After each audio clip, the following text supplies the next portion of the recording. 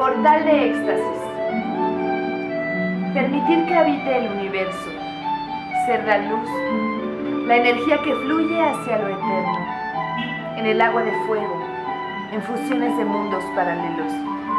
Conjunción del espíritu y el cuerpo.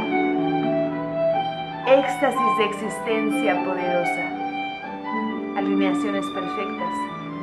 Mágicos elementos de amor puro. Somos bosques y dioses y agua clara, arte y sabiduría, luz que danza, un abrazo de almas fascinadas.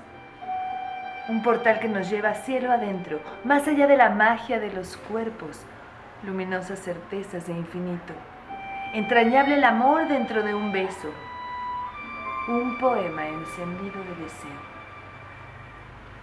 Bueno, este cuadro es especial y perfecto, ideal, maravilloso y mágico para casi cualquier área del Feng Shui que no sea la habitación, porque tiene agua, pero pues es para el área del amor, puede ser también para el área del trabajo, si trabajas con tu pareja, puede ser también para el área de la familia, puede ser también para el área verde, para el área morada, que es la prosperidad.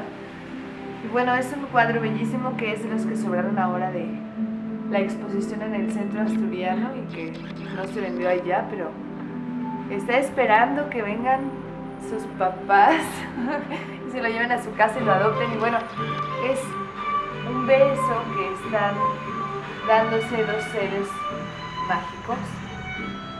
Y bueno, con muchísimo cariño, se llama Portal de Éxtasis. Es fotografía y arte digital sobre lienzo. Y bueno, esperamos que se comuniquen con nosotros. Gracias.